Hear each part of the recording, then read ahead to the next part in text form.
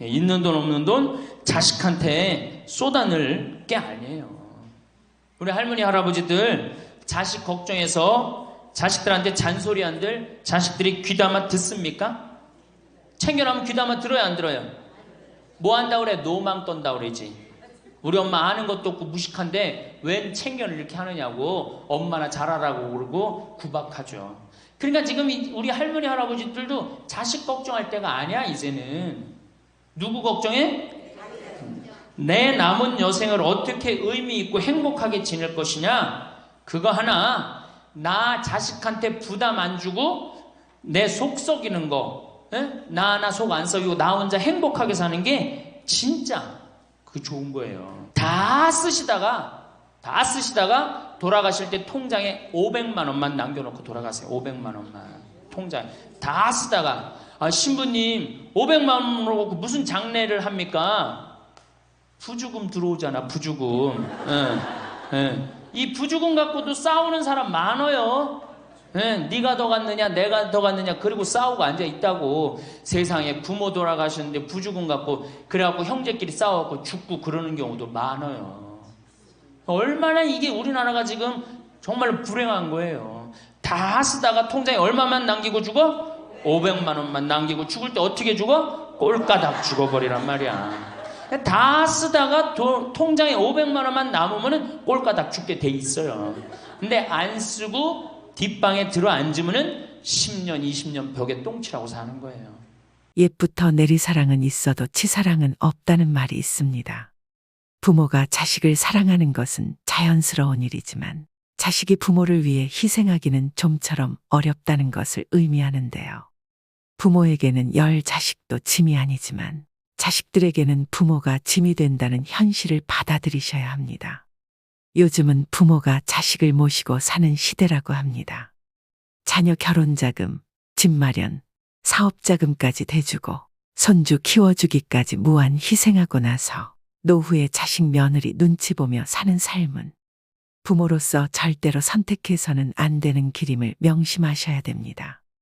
그래서 오늘은 황창현 신부님의 지혜의 말씀으로 내 행복한 노후를 위해 절대 하지 말아야 되는 것들에 대해 얘기를 나눠볼까 합니다. 영상을 시작하기에 앞서 구독과 좋아요 부탁드립니다. 그럼 황창현 신부님의 행복 특강 바로 시작하겠습니다.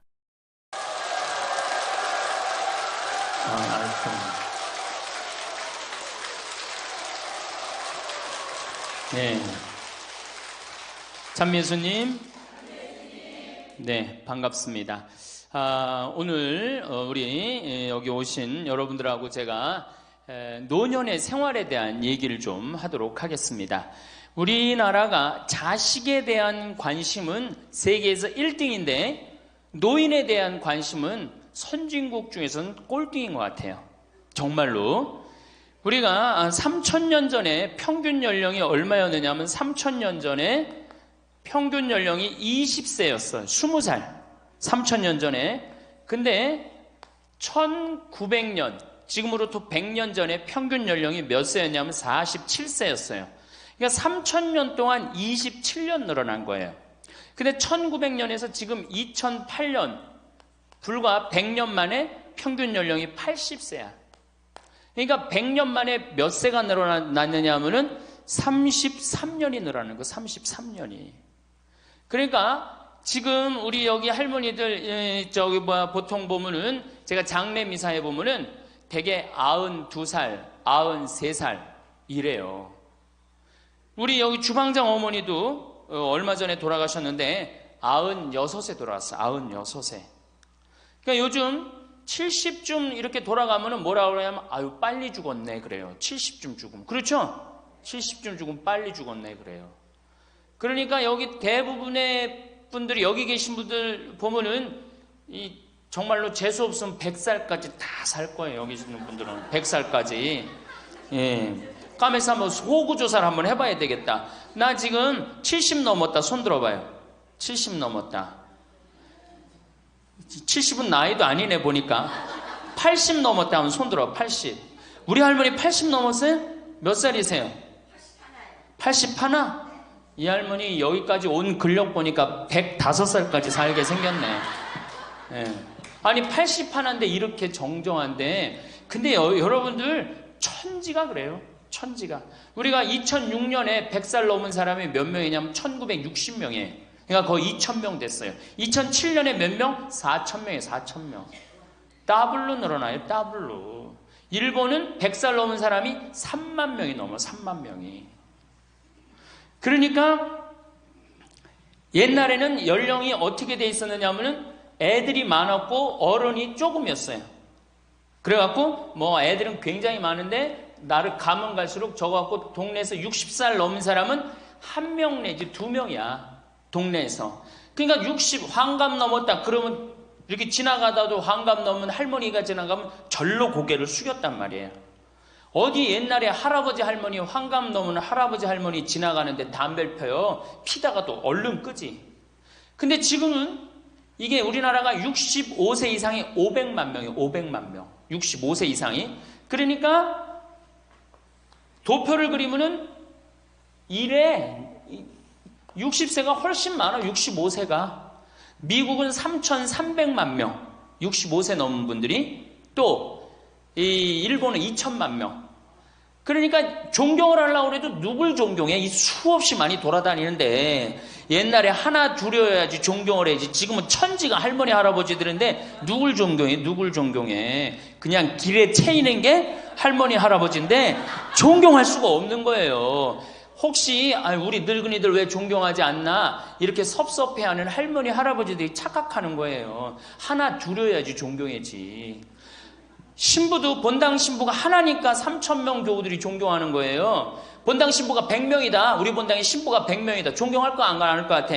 채이는 게 본 신부인데, 근데 신부님 만나기 하늘의 별 따기보다 어려우니까 존경을 하는 거예요. 옛날에 할머니 할아버지들이 존경받았던 이유가 동네에서 거의 없었기 때문에. 중간에 다 죽었어. 근데 요즘 안 죽고 다 같이 가는 거야. 다 같이. 65세 이상이 500만 명이에요. 500만 명. 참고로 북한은 65세 이상이 몇 명이냐? 아니, 북한은 평균 연령이 몇 세냐? 지금 30세예요. 북한은. 우리나라는 80세인데. 그러니까 우리나라 사람들이 북한보다 50년 더 사는 거, 평균 연령이. 그러니까 여러분들 지금 남한에서 사는 거 감사해, 안 감사해요? 정말로 감사한 거예요. 우리가 지금 뭐 여러 가지 뭐 경제 불황이다 어쨌다 저쨌다 해도 6.25 끝날 때나 여러분들 해방될 때보다 지금 잘 먹고 잘 살아요, 못 살아요?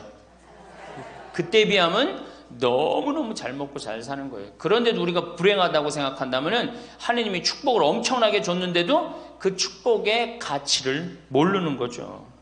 근데 어쨌든 우리나라는 지금 프랑스는 120년 동안 고령화가 천천히 진행됐어요. 근데 우리나라는 20년 만에 초고령 사회로 들어섰어요. 왜냐하면 우리나라가 왜 초고령 사회로 들어서느냐 하면은 우리나라가 먹을 거리가 참 건강해요. 세계 5대 건강식품이 있는데 우리나라의 김치, 일본의 나또, 인도의 렌틸, 스페인의 올리브, 그리스의 요거트, 이게 세계 5대 건강식품이에요. 근데 그 중에 우리나라 식품이 뭐가 있어? 김치가 있단 말이야. 근데 인도의 렌틸이나 일본의 나또가 뭘로 만드냐면 콩으로 만드는 제품이에요. 근데 우리나라 콩으로 만드는 제품이 뭐가 있어? 된장, 간장, 고추장, 그리고 더 기가 막힌 건 뭐예요? 청국장 있잖아요. 청국장. 이 좋은 걸 먹으니까 죽어요, 안 죽어요? 안 죽는 거예요. 그러니까 다른 나라 120년 동안 가는 초고령 사회를 우리는 몇 년 만에 가는 거예요? 20년 만에 지금 가고 있어요. 제가 병자성사를 가보면은요, 보통 95살 먹은 어머니를 며느리가 이렇게 모시면 며느리가 몇 살이냐면 70살이야, 70살. 그러면 내가 병자성사를 가면 이렇게 누워있는 할머니, 그야말로 누워서 이렇게 죽 5년, 10년 받아먹는 할머니, 이렇게 며느리가 손을 잡고 뭐라고 그러는지 아세요? 엄마, 왜 이렇게 안 죽어? 엄마가 빨리 죽어야지. 엄마도 덜 고생하고 나도 덜 고생하지. 그 보는 앞에서 죽으란다니까요. 손잡고. 그리고 꼭 하는 말이 있어요. 엄마가 빨리 죽어야지 우리 신부님도 그만 고생시키고 병자성사 맨날 오니까 신부님 고생한다 이거지. 그러니까 살아있는 게 다 고생이라는 거지. 본인도 고생, 며느리도 고생, 병자성사 오는 신부님도 고생. 그러니까 늘 고생한다니까. 엄마 빨리 죽으라고 그러는 거예요. 공자님께서 2500년 전에 뭐라고 그랬냐면은 너희는 부모의 나이를 꼭 기억해두라 그랬어요. 부모가 살 날이 얼마 남지 않았으니까. 그래갖고 내가 그 얘기를 듣고 부모님 나이를 기억하다가요, 요즘은 60 넘어서 기억하기 시작했는데 요즘 포기했어요. 헷갈려. 몇 살인지 78인지 79인지 왔다 갔다 해요. 아마 내가 이렇게 많은 분들 지금 어머니 나이 몇 살이냐면 헷갈리는 사람들 많더라고요. 83인지 4인지 왔다 갔다 하는 거죠. 쉬다 지쳐서 포기하는 거예요. 제가 능평성당에 그 봉송체를 갔는데 이 할머니를 92살서부터 봉송체를 다녔는데 이 할머니 기억력이 기가 막혀요. 전달 봉송체 온 날 정확하게 기억해요. 날짜 요일까지. 근데 이 할머니가 내가 할머니 몇 살이에요? 그러면은 89이래. 92인데도 89이래. 93때 가갖고 할머니 몇 살에 89이래. 95까지 제가 봉송체를 갔거든요. 그때도 물어보면 89이래. 왜 89이라고 그럴 것 같아요? 그렇게 기억력 좋은 할머니가. 미안한 거예요. 너무 오래 살으니까 누구한테 미안해? 자식들한테 미안한 거예요. 자식들한테. 그러니까 지금 이게 우리 현대의 가장 심각한 문제는 뭐예요? 이게 안 죽는 거야. 안 죽는 거. 그럼 왜 안 죽느냐? 이게 의학이 발달해 갖고요. 죽을 만하면 살려갖고 오고 죽을 만하면 살려갖고 오고 그래서 죽고 싶어도 죽지도 못해요. 지금 1920년에 페니실린이 개발이 됩니다. 세계대전이 끝나고 난 다음에 페니실린이 보편화돼요. 페니실린 나오기 전에는 조금만 상처만 나도 죽었어요. 아물지 않으면. 안에 골마도 다 죽었어요. 근데 페니실린 나오고 난 다음부터 어떻게? 상처 나도 안에 골마도 페니실린 한 방만 넣으면 다 낫는 거예요. 전염병이고 뭐고. 그러니까 이제 안 죽기 시작한 거예요. 또 MIT 공대 아이들이 20세기의 최고의 발명품을 뭘로 아느냐면 칫솔로 봐요. 칫솔. 20세기 최고의 발명품. 그러니까 칫솔 나오기 전에 옛날에 여기 할머니들, 동네 할머니들, 50대 할머니들 이빨이 몇 개나 남아 있었어요. 여기 하나, 그러고 뻥 뚫렸잖아요. 그렇죠? 그래갖고 그냥 옛날에 합죽이 굉장히 많았죠. 이빨이 없으니까. 그리고 왜 옛날에는 이빨이 칫솔도 없었지만 왜 이빨이 이렇게 성하지 않았어요? 애를 7, 8, 10 놓으니 그거 애 놓으면서 힘쓰느냐고 잇몸 다 물러나고 이빨 빠지는 거예요. 근데 요즘 애도 안 놓지. 칫솔로 하지. 그러니까 이빨이 하나 둘이면은 50쯤 되면 이빨이 다 빠져요. 이빨이 하나 둘이면 어떻게 해요? 하나 둘이면 죽밖에 못 먹어요. 50살 넘어서 죽 먹기 시작하면은 아무리 죽 먹고 오래 살아도 10년 이상 못 버팁니다. 그 옛날에 환갑을 못 넘겼던 거예요. 근데 요즘 칫솔이 있어갖고 이빨이 온전한 할머니들 천지예요. 또 요즘은 의술이 발달해갖고 어떻게? 치과에 가갖고 틀니 다 해놓지. 또 이 해놓지. 요즘 또 임플란트까지 하지. 그러니까 이빨이 그냥 80이 돼도 다 튼튼한 거야. 이빨이 튼튼하니까 일주일에 한 번씩 고기를 꼭꼭 씹어 먹는 거예요. 죽 먹던 시대하고 고기 먹는 시대하고는 이건 틀리는 거예요. 매일 단백질을 공급해 주니까 죽어요, 안 죽어요? 안 죽는 거예요. 그래서 지금 어떻게? 굉장히 오래 사시는 거예요. 그리고 요즘 또 어떻게? 옛날에는 운동이 어딨어. 옛날에는 밭에 나가서 일하고 그냥 늘 힘들게 살았잖아요. 그러니까 옛날에는 맨날 나가서 고생하고 이빨 없지. 그러니까 어떻게? 그러니까 빨리 죽는 거예요. 근데 요즘은 건강식품 먹지, 운동하지, 헬스하지, 수영하지. 이게요, 이래서 얼마나 오래 사는지 몰라. 저 뒤에 계신 분들, 지금 40대, 50대 되신 분들 손 들어보세요. 40대, 50대 되신 분들, 여러분들은 120살까지 살아. 120. 정말이에요. 여러분들은 120살까지 삽니다. 그러면 여러분들 지금 몇 년 남은 거야? 70년 남은 분들 많아요, 지금. 지금 자식이 문제가 아니라 누가 문제야? 여러분들이 문제예요, 지금. 자식 걱정할 때가 아니에요, 지금. 70년이면 작은 시간이에요? 70년이면 엄청나게 긴 시간이에요. 이 70년 동안 뭐하고 살 거냐? 이거 진짜 고민해야 돼요. 이렇게 오래 살 줄 모르고 노년에 대한 준비 안 하신 분들이, 이 노년에 대한 준비를 하신 분들은 과연 몇이나 되고, 노년을 준비 안 하신 분들은 얼마나 될까? 내가 보기엔 노년 제대로 준비한 사람들 10%도 안 돼요. 우리는 노년을 어떻게 준비하면 된다고 생각했어? 자식 하나 잘 키우면은 노년 준비 잘한다고 생각하고 있는 거예요. 근데 우리나라가 이 자식 교육의 맹목적이죠. 맹목적입니다. 이 세계에서 자식한테 이렇게 맹목적인 나라 없어요. 세계에서. 그러면은 우리 할머니들, 할아버지들이 왜 자식 교육을 맹목적으로 시켰느냐?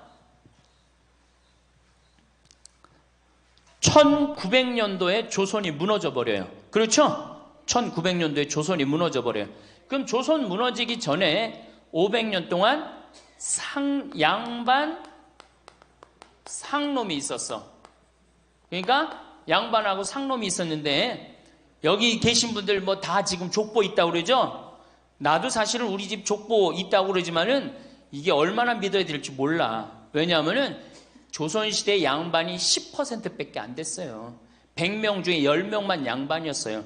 충청도가 10%, 경상도는 4%밖에 안 됐어요. 그러면 90%는 다 뭐야? 상민이야, 상민. 노예든 노비든 뭐 백정이든 전부 다 서름 받고 살았어요. 옛날에 노비가 얼마나 서름을 받고 살았느냐면은, 말을 타고 지나가다가도 양반 집을 지나가면은 양반 이 담이 시작되는 곳에서 말에서 내려야 돼요. 말 타고 양반 못 지나가요. 그러면은 말을 끌고 가다가 양반 담이 끝나는 데서 다시 타고 갔어요. 만약에 그냥 말 타고 지나가다가 걸리면은 멍석마리로 맞았어요. 그러니까 그냥 수백 년 동안 서러웠던 게 1900년대 순식간에 무너져 버렸어. 양반, 상놈, 계급이 무너져 버렸단 말이야. 이제 뭐만 하면 출세할 수 있어? 공부만 하면 출세할 수 있었던 거예요. 공부만.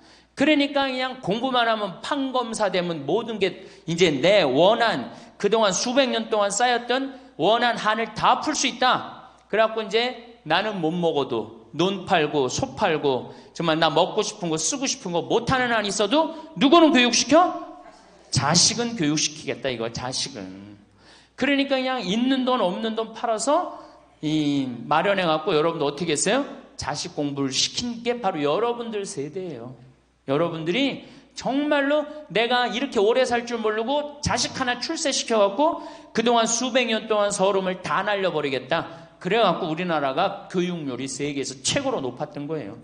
근데 지금 젊은 사람들은 왜 그러는지도 모르고 지금은 무조건 그 전통을 이어받아갖고 자식한테 미쳐서 교육을 시키는 거고, 지금 젊은 사람 30대 40대는 할머니 할아버지들 세대는 그 서름을 날려버리고 싶어서 자식을 교육을 시켰던 거예요.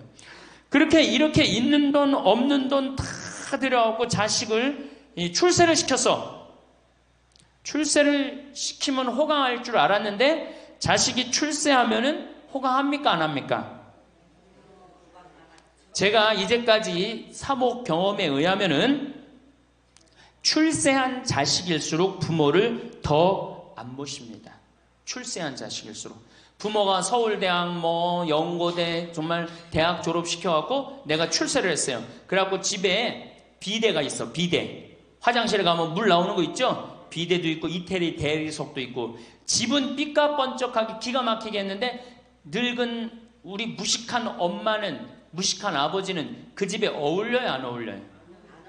그 집에 안 어울리는 거예요. 그러니까 안 어울리고 빨리 죽으면 차라리 다행인데 이게 안 어울리면서 죽지도 않고 그냥 그 집에서 귀신같이 왔다 갔다 한단 말이에요. 그러니까 자꾸 눈에 밟히는 거예요. 내가 평택에 있을 때 비닐하우스에서 사는 집이에요. 근데 이 집에 할머니 한 분이 사는데 파출부가 와서 밥을 해주는 거예요. 파출부가 밥 해주고 빨래 해주고 할머니 뒷바라지를 다 해주는 거예요. 그리고 집에 갈 때는 바깥에서 문을 잠고 가는 거예요. 신기한 거예요. 어떻게 저런 일이 벌어지느냐. 또 봉송체도, 성당 다녀고 봉송체도 하고. 알고 봤더니 아들이 서울에서 100억대 재산가야. 집은 정말 의리의리한 집이야. 근데 그 무식한 할머니가 그 집에 어울려요, 안 어울려요? 안 어울리는 거야. 그러니까 이건 그래도 그 자식이 양심은 있어갖고 엄마는 내다 버릴 수는 없고, 그러니까 서울에서 평택에다가 비닐하우스를 쳐갖고 파출부 하나 있어. 거기다 갖다 놓고 그냥 내다 버릴 수는 없고 어떻게 그냥 그렇게 모시는 거예요. 그랬더니 내가 어느 노인대학에 오신 분들한테 이 강의를 했더니 할머니 한 분이 그런 얘기를 안 버린 게 다행이다 그런 거예요. 그걸로 만족하는 거야. 안 버림을 당하는 것만 해도 다행이라고 그러는 거예요. 이게 기가 막힌 정말로 시대에 우리가 살고 있죠. 여기 우리 할머니 할아버지들 내 자식이 특히 아들 자식, 내가 이 아들에 대한 아주 그 혐오감이 있는데 아들 자식 출세시키면은 내가 호황할 것 같죠? 가만히 생각해봐요. 아들을 기가 막히게 잘 키워서 서울대학 나왔어. 의사가 됐어. 판검사가 됐어. 그러면은 어떤 할머니가 그래요. 아들 자식 잘 키우면 잘 키울수록 여우 같은 년이 나타나서 낚아채 간다는 거예요. 예, 아들 자식을 잘 키우면 잘 키울수록 여우 같은 년이 나타나서 낚아채 간다는 거예요. 근데 가만히 생각해보니까 그 말이 맞는 것 같아요. 왜? 아니 의사하고 판검사면은 이쁘고 귀하게 자란 집 딸이 낚아채 갈 거 아니야. 다 그렇게 결혼하지 않아요? 그럼 그걸 어떻게 해? 그냥 자식 뺏기는 거예요. 그래서 딸을 둘 놓으면 금메달, 아들 하나 딸 하나 놓으면 은메달, 아들만 둘 놓으면 목메달이에요. 그래서 아들만 둘 놓으면 목메달이에요. 여기 얼마 전에 굉장히 재미난 통계가 나왔어요. 아들은 늙은 부모를 54% 구박한대요. 아들은 늙은 부모를, 며느리가 14% 구박한대요. 딸이 11% 구박한대요. 그러니까 아들 하나 딸 하나 있으면 늙어서 구박을 얼마나 받아? 55% 구박받는 거야. 그렇죠? 근데 아들만 둘이면 어떻게 되는 거야? 곱하기 2 하면 되는 거예요, 여기다가. 그럼 몇 퍼센트 구박받아? 108% 구박받는 거예요. 그러니까 아들 있다고 좋아하는 시대는 끝났다. 아들 있다고 좋아하는 시대는. 그리고 잘 키운 아들일수록 누가 나타나서 낚아채 간다?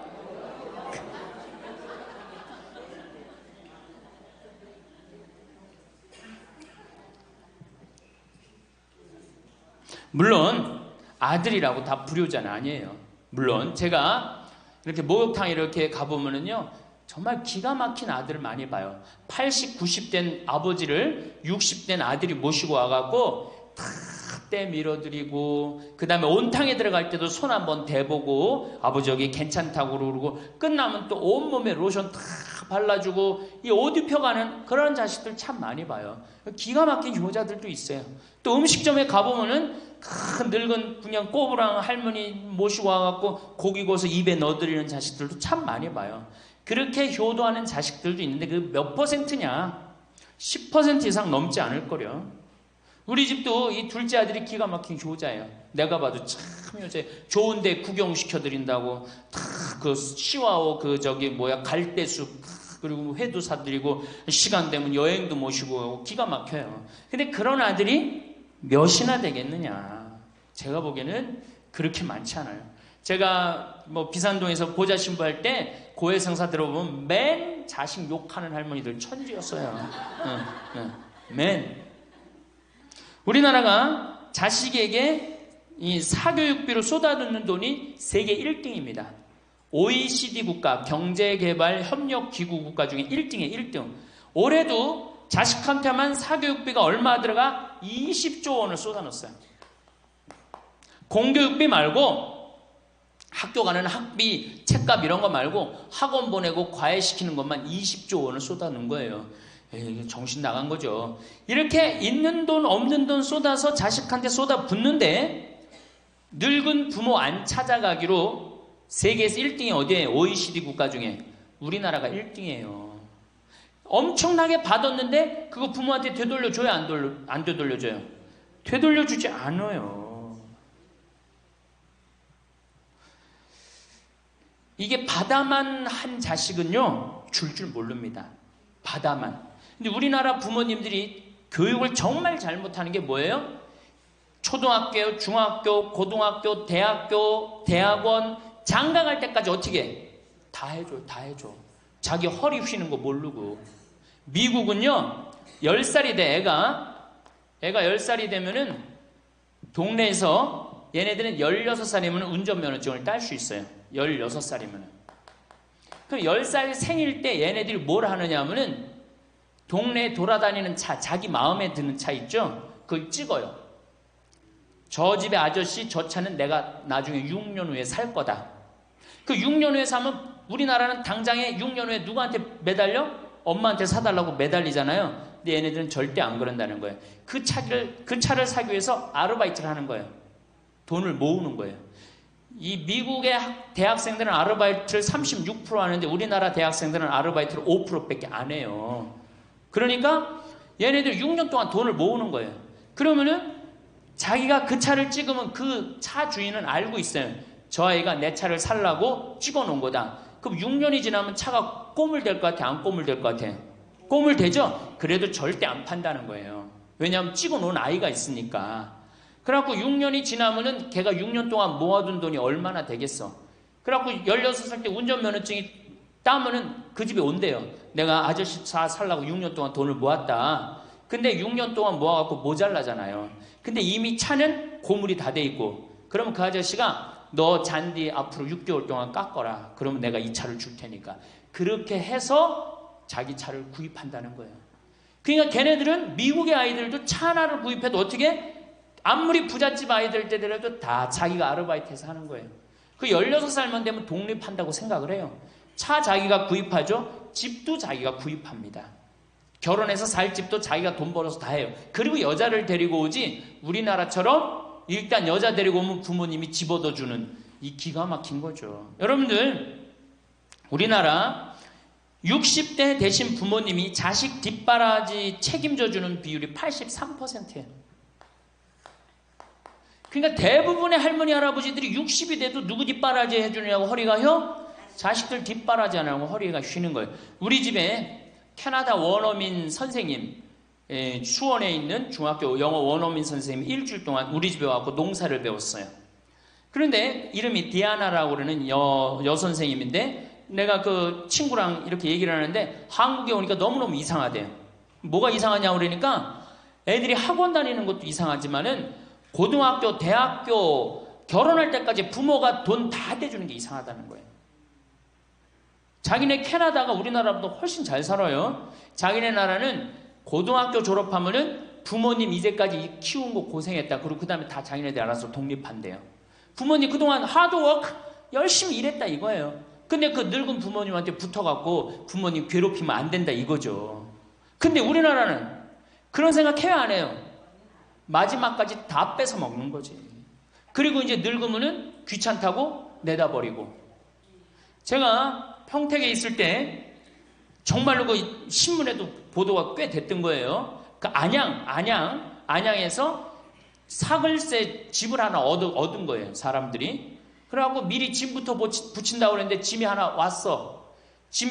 큰 짐이 왔는데 짐을 짐이 왔는데 뭐 사람도 없고 그러는데 그 짐 안에서 이상한 소리가 나갖고 열어보니까 할머니를 그 안에다 넣고 붙인 거예요. 할머니를. 그래갖고 아니 도대체 어떻게 된 거냐? 자식이 누구냐? 이름을 밝히질 않는 거예요. 자기 아들이 공무원이거든. 그러니까 밝히지 않는 거. 자, 그거 자식 생각한다고. 그거는 여러분들 자식 교육이 아니에요. 그런 자식 살아서 뭐 할 건데. 그런 자식 키워서 뭐 할 건데.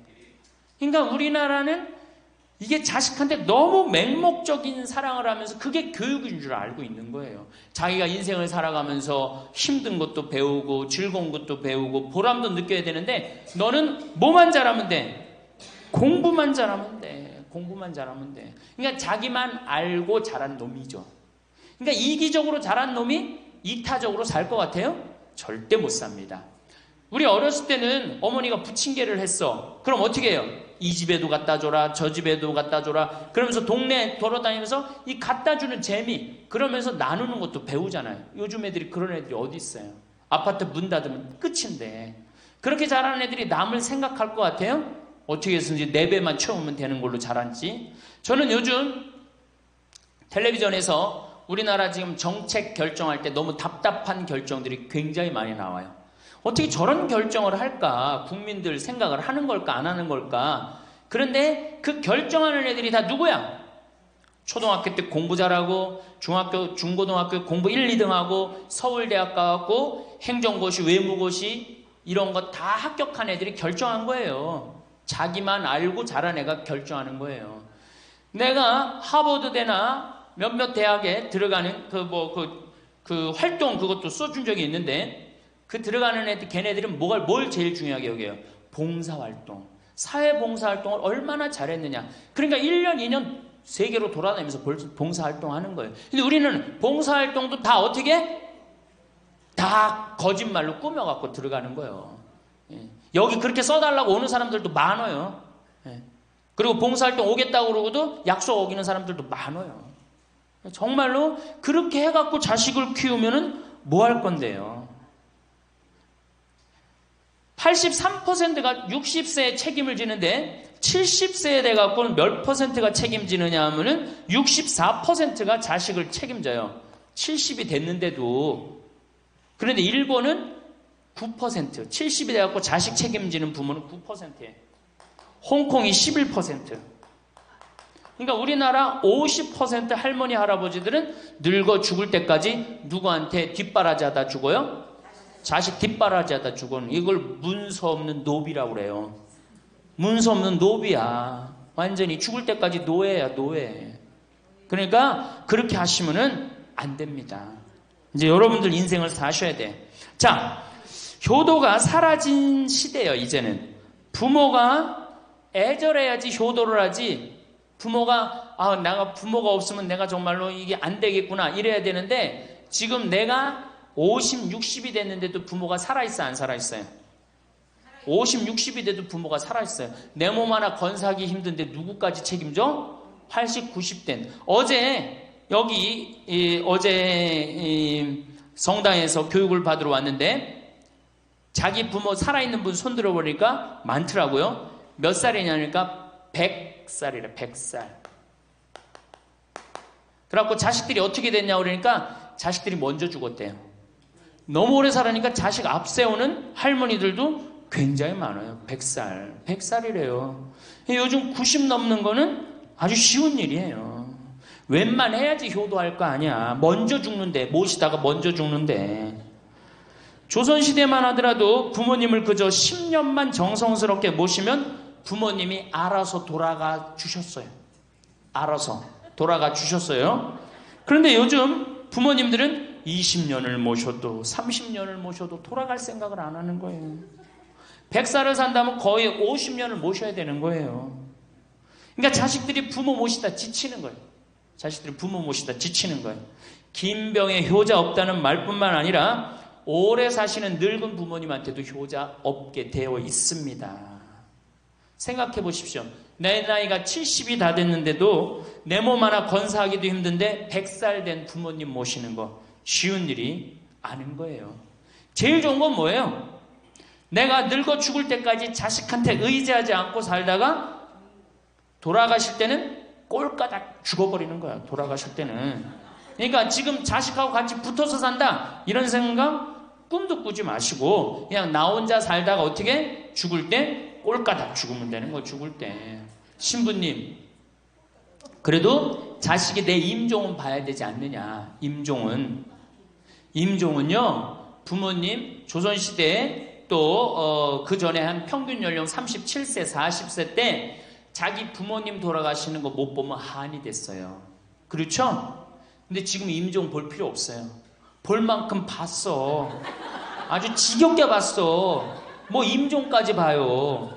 그냥 주무시다가 꼴까닥 돌아가시는 게 제일 좋으신 거예요.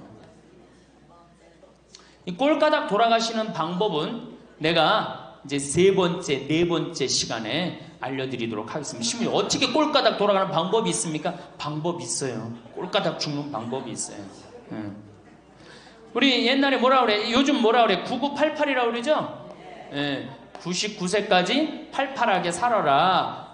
이 방법이 있어요. 이건 제가 이제 말씀을 드릴 거예요.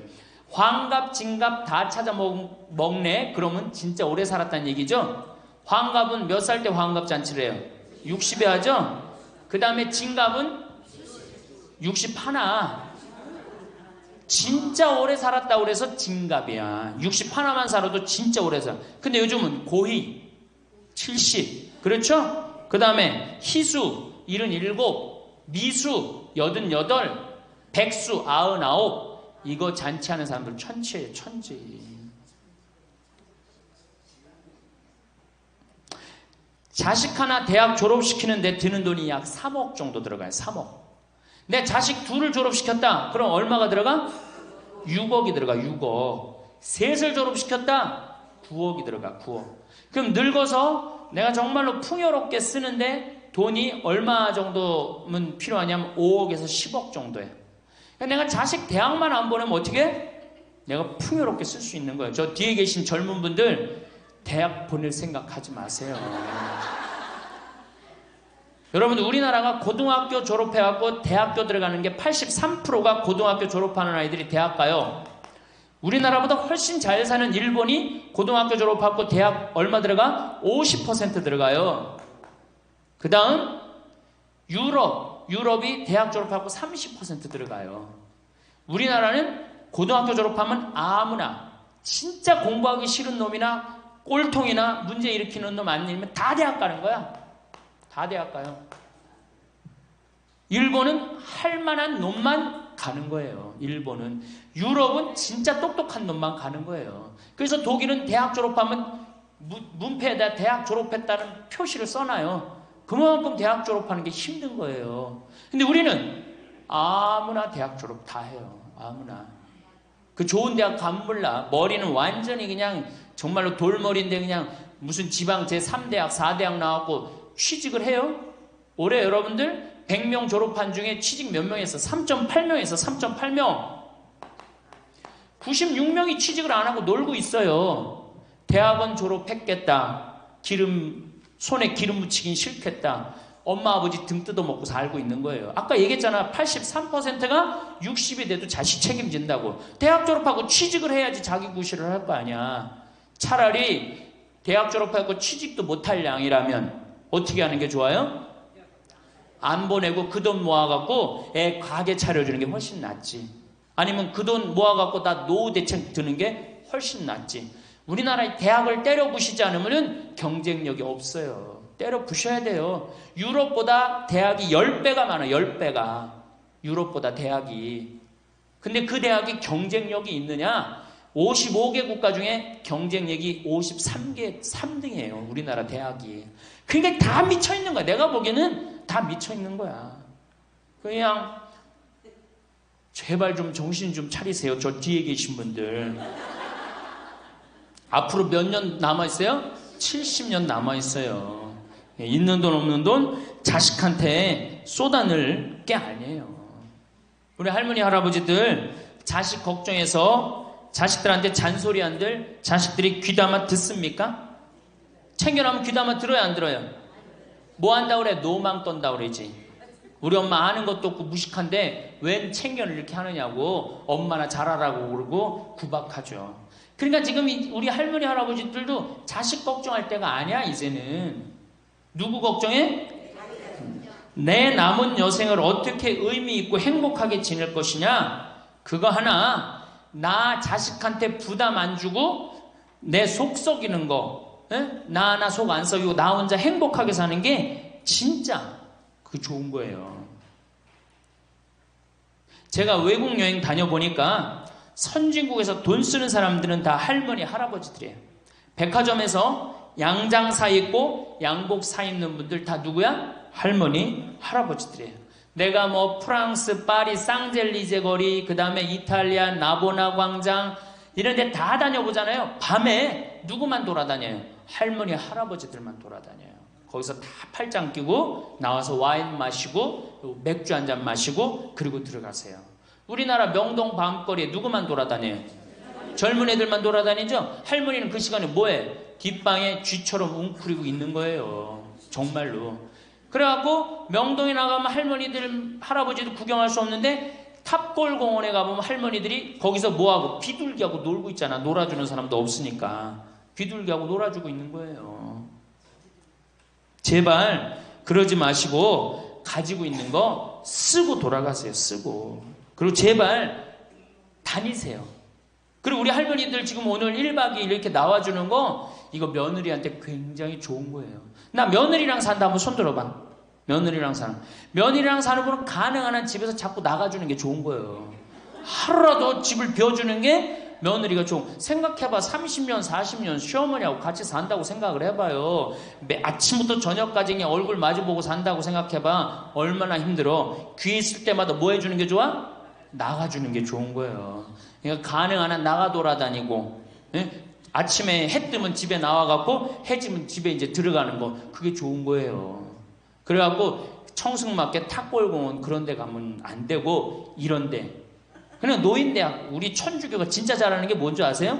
노인대학이에요. 노인대학. 이거 정말로 천주교 진짜 잘하는 것 중에 하나예요.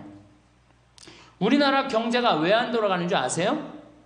할머니 할아버지들이 돈을 안 써서 경제가 안 돌아가는 거예요. 할머니 할아버지들이 돈을 안 써서 경제가 안 돌아가는 거 생각을 해봐. 옛날에는 할머니 할아버지들이 조금밖에 없었잖아요. 쓰면 얼마나 써, 이 할머니 할아버지들이. 애들이 돈 썼잖아요. 근데 지금은 어때? 이렇단 말이야. 이 500만 명이 돈을 안 쓴단 말이야. 돈을 왜 안 써? 돈을 왜 안 쓰냐면은 내가 가지고 있는 집 이거 누구한테 물려주려고 안 쓰는 거야? 자식한테 물려주려고 안 쓰는 거야. 이거 은행에다 맡기고 이거 쓰면은 우리나라 경제 돌아갈 것 같아? 안 돌아갈 것 같아요? 팍팍 돌아갑니다. 팍팍. 할머니들이 여행도 많이 다니고 옷도 많이 사고 맛있는 것도 많이 사고 사 먹고 그러면 경제 팍팍 돌아가. 근데 이 500만 명이 돈을 깔고 뒷방에 딱 그냥 눌러 앉아서 안 쓰네. 그러니까 경제가 안 돌아가는 거예요. 다 쓰시다가 돌아가실 때 통장에 500만 원만 남겨놓고 돌아가세요. 500만 원만 통장에 다 쓰다가 신부님 500만 원으로 무슨 장례를 합니까? 부주금 들어오잖아. 부주금. 이 부주금 갖고도 싸우는 사람 많아요. 네가 더 갔느냐 내가 더 갔느냐 그리고 싸우고 앉아 있다고. 세상에 부모 돌아가셨는데 부주금 갖고 그래갖고 형제끼리 싸워갖고 죽고 그러는 경우도 많아요. 얼마나 이게 우리나라가 지금 정말 불행한 거예요. 다 쓰다가 통장에 얼마만 남기고 죽어? 500만 원만 남기고 죽을 때 어떻게 죽어? 꼴까닥 죽어버리란 말이야.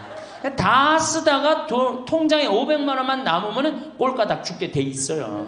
근데 안 쓰고 뒷방에 들어 앉으면 10년 20년 벽에 똥치라고 사는 거예요. 저는 우리 형제들한테 이미 공표했어요. 어머니가 돌아가시든지 아버지가 돌아가시든지 부주금 들어오면 형제들이 한 푼도 손 못 댄다. 그거 내가 다 가지고 과원이나 양론에 집 한 채 져준다. 어머니 이름이나 아버지 이름으로. 얼마나 멋있어. 그렇게 멋있게 살다가 가야 되지 않아요? 이건 죽으나 사나 내 자식밖에 모르고 사니 이게 얼마나 나라가 빡빡하고 답답해요. 우리나라 그냥 다른 빌 게이츠 240억 달러를 사회에 기증해놨잖아요. 우리나라는 어떻게 한 푼이라도 더 자식한테 재산, 돈 많은 사람들이 재산 자식한테 더 준다고 편법 쓰고 불법 쓰고. 정말 얼마나 답답해요. 우리 할머니들은 다 쓰다가 통장에 500만 원만 남기고 죽든지, 만약에 죽으려고 그랬는데도 아직도 돈이 남았다 그러면은 본당 신부한테 갖다 줘. 네? 여러분들 한신민한테 갖다 주란 말이야.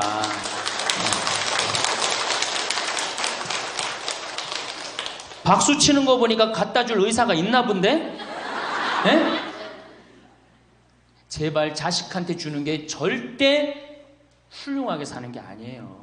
자식들은 지가 알아서 살고 나는 마지막에 이제까지 하느님한테 빌려 썼으니 하느님의 영광을 위해서 가난하고 어려운 이웃을 위해서 희사하고 가는 거예요.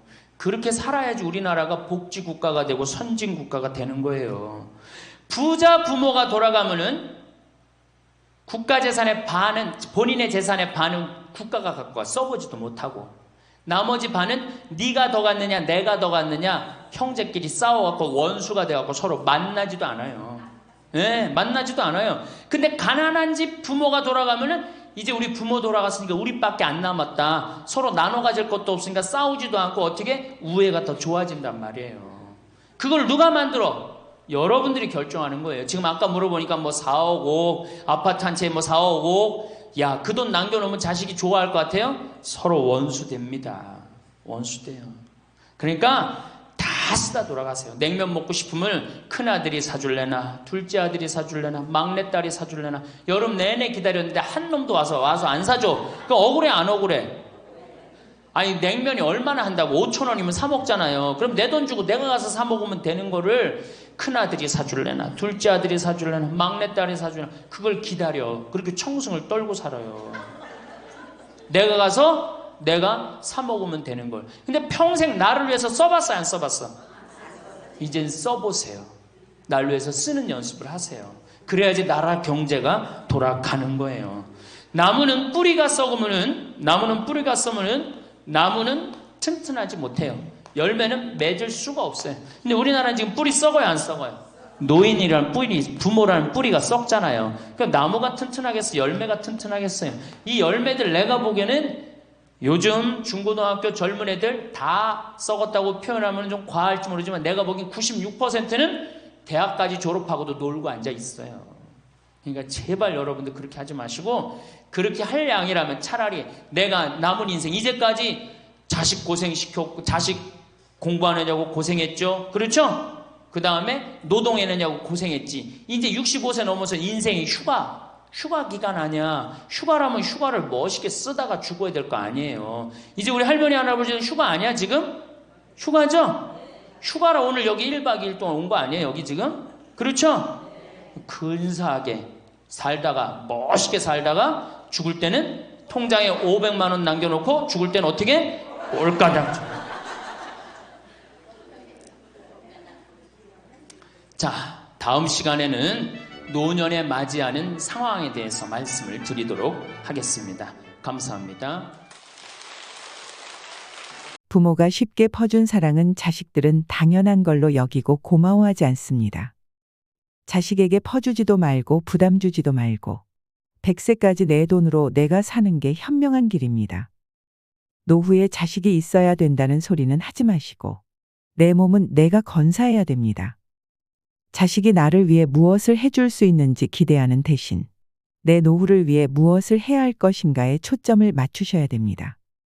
그래서 자식에게 짐이 되지 않기 위해 준비하셔야 되는 3가지 방법에 대해 말씀드리려고 합니다. 첫 번째는 경제적 독립입니다.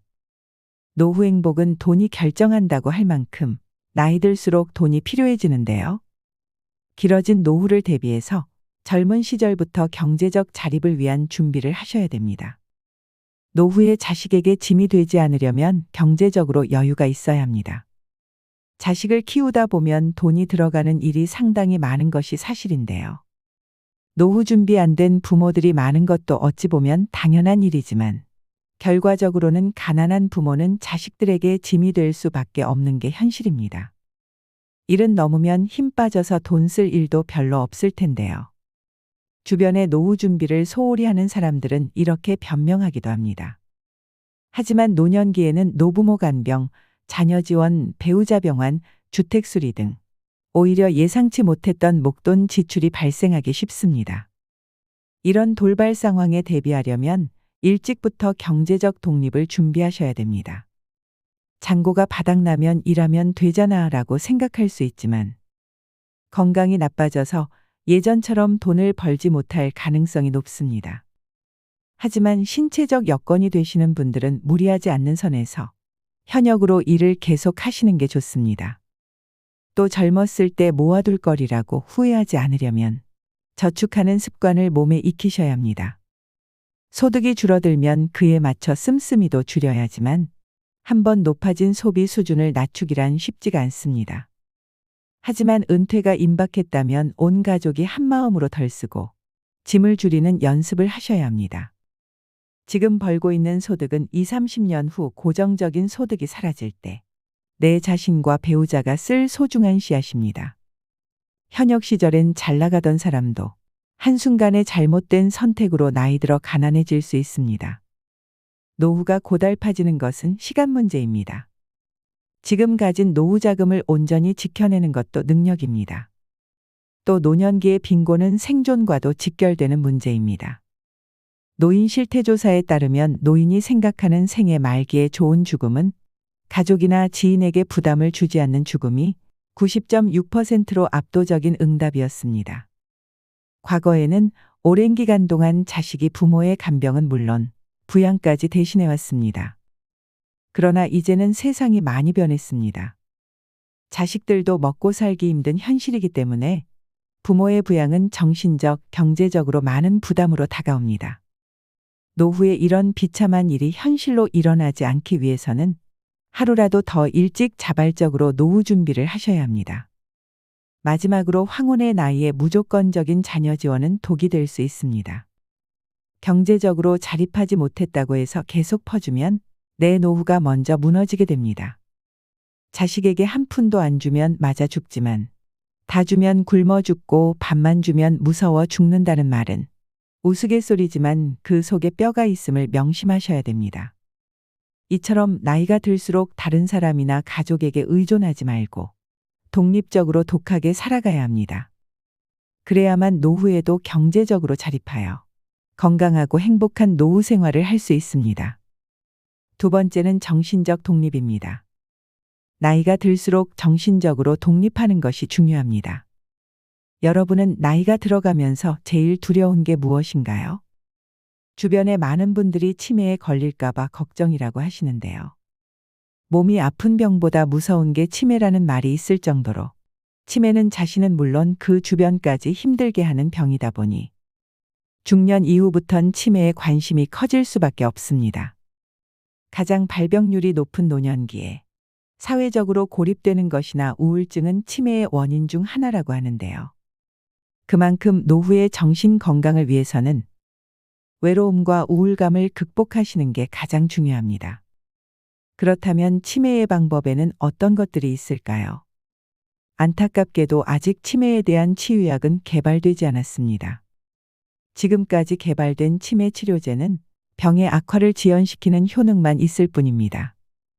따라서 치매를 예방하기 위해 가장 중요한 것은 생활 습관을 바꾸고 식습관을 건강하게 유지하셔야 되는데요. 쉽게 할 수 있는 생활 습관으로는 음식을 꼭꼭 씹어 드시는 것입니다. 음식을 씹는 동작만으로 내려가는 혈류량을 증가시켜 뇌를 활성화합니다. 껌을 자주 씹는 것도 도움이 되겠지요. 그리고 일기를 쓰는 습관을 길러보세요. 치매 환자는 한 가지 특징이 있습니다. 치매 초기에는 단기 기억을 회상하는 데 어려움을 겪습니다. 그 이유는 단기 기억을 담당하는 뇌기관인 해마가 손상되었기 때문인데요. 이를 예방하려면 매일 일기를 쓰는 버릇을 기르는 게 좋습니다.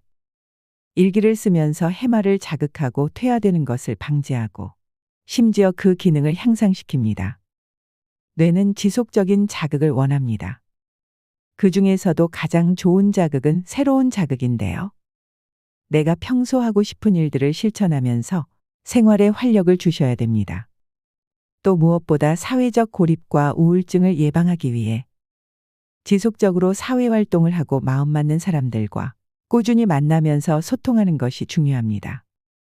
집에 혼자 있는 것은 치매로 가는 지름길이라는 것을 명심하셔야 됩니다. 가족이나 친구와의 만남, 취미 동아리 모임 등에 참여해 활발하게 활동하는 것이야말로 치매를 막는 가장 좋은 방법입니다. 일반적으로 우울증은 치매를 촉진할 수 있기 때문에 우울증 초기 증상을 보이신다면 가능한 한 빨리 치료하시는 게 중요합니다. 또한 음식은 통곡물, 녹황색 야채와 견과류를 통한 적절한 단백질 섭취를 하셔야 됩니다. 특히 올리브유는 뇌세포의 구성물질로 알려져 있는 리놀렌산이 풍부하게 함유되어 있습니다. 그로 인해서 기억력을 증진시켜 치매를 예방한다고 합니다. 해산물 중에서도 특히나 등푸른 생선을 자주 드시는 것도 권장드리는데요. 등푸른 생선에 함유되어 있는 오메가3는 두뇌에 영양을 공급해주는 것은 물론이고 혈액순환을 좋게 만들어줘서 치매 예방 음식으로 으뜸이라고 합니다. 종합적으로 노후의 정신적인 건강을 위해서는 긍정적인 마음으로 스트레스를 해소하고 혼자 있지 마시고 여러 사람들과 자주 어울리면서 즐겁게 사셔야 합니다. 부정적인 생각은 버리시고 지나간 과거를 후회하지 마세요. 하루하루를 즐겁게 보내는 생활을 하시기 바랍니다. 마지막 세 번째는 신체적 독립입니다. 나이 들어서 요양원에 가지 않고 자식에게 의존하지 않으려면 육체적으로 독립할 수 있어야 됩니다. 사람은 누구나 나이가 들어감에 따라 신체적인 어려움에 마주하게 되는데요. 노후에는 건강을 잘 지키기만 해도 흑자 인생을 보낼 수 있습니다. 건강이 곧 돈이기 때문입니다.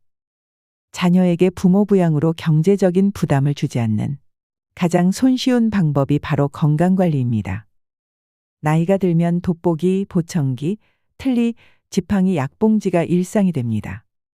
아프면 서럽다지만 더 큰 문제는 질병으로 인해 따라오는 삶의 질 저하인데요. 타인의 도움이 필요해지는 상황이 닥치면 더욱 실감하게 됩니다. 특히 간병비는 건강보험이 적용되지 않아서 사비로 충당해야 되는데 다들 아시겠지만 그 수준이 300만 원 선이라고 합니다. 갑자기 아프기라도 하면 얼마나 오래 아플지, 간병비는 언제까지 나갈지 이런 모든 일정이 불확실합니다. 일부에서는 병원 신세를 지는 노인들이 의료와 요양의 노후 자금을 쏟아부으면서 간병 파산에 시달리고 있다고 합니다. 50대, 60대부터 얼마나 건강관리를 잘했느냐에 따라 노후의 삶은 지옥이 될 수도 천국이 될 수도 있습니다. 이처럼 100세 시대가 도래하면서 건강한 노년을 맞는 것이 최고의 행복이라고 여겨지는데요. 우선 건강 수명을 늘리려면 기본적인 체력을 유지하는 것이 매우 중요합니다. 이를 위해서는 근력 운동을 필수로 하셔야 됩니다. 이 기초 체력을 일찍이 다져놓지 못하면 나이가 들어감에 따라 걷고 싶어도 걸을 수 없는 때가 올 수도 있습니다. 누우면 죽고 서면 산다는 말이 있습니다. 일어나서 살아야 합니다. 나이가 들면서 근력을 잃는 순간 급격히 노화가 됩니다. 하체가 조금씩 가늘어지면서 다리에 힘이 풀리고 걷는 것이 힘들어지는 것이지요. 또 관절염이나 골다공증으로 인한 통증으로 걷기가 불편하여 앉아만 계시고 걷는 것을 소홀히 하게 되면 그때부터 기초 체력이 급속히 붕괴되는 것입니다. 무릎, 등이나 어깨도 구부러진 상태로 굳어서 완전히 피지 못하게 되는데요. 이 모든 것은 근력이 약해져서 근육이 우리 몸을 지탱해 주지 못해서입니다. 그렇다면 무병장수의 열쇠는 무엇일까요? 운동은 젊음과 장수를 보장한다고 이야기하죠. 의자에 앉았다 일어났다를 반복하거나 덤벨을 들고 발 뒤꿈치를 올렸다 내리거나 다리를 어깨 너비로 벌리고 서서 스쿼트 동작 또는 누워서 윗몸 일으키기 등을 지금 당장 실천해 보셔야 합니다. 운동에 대한 부담감이 있거나 운동을 하기에 신체 능력이 많이 저하되셨다면 가볍게 걷기 운동부터 하시는 걸 추천드립니다. 마지막으로 중요하게 말씀드릴 부분은 균형을 잡는 운동인데요. 어르신들 중에 낙상 사고가 흔히 일어납니다.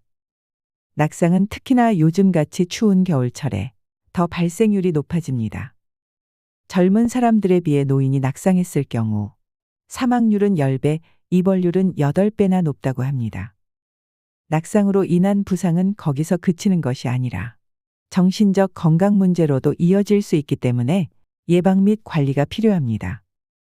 많은 전문가들이 낙상 사고를 막기 위해서 균형감을 키울 수 있는 운동의 중요성을 강조하고 있습니다.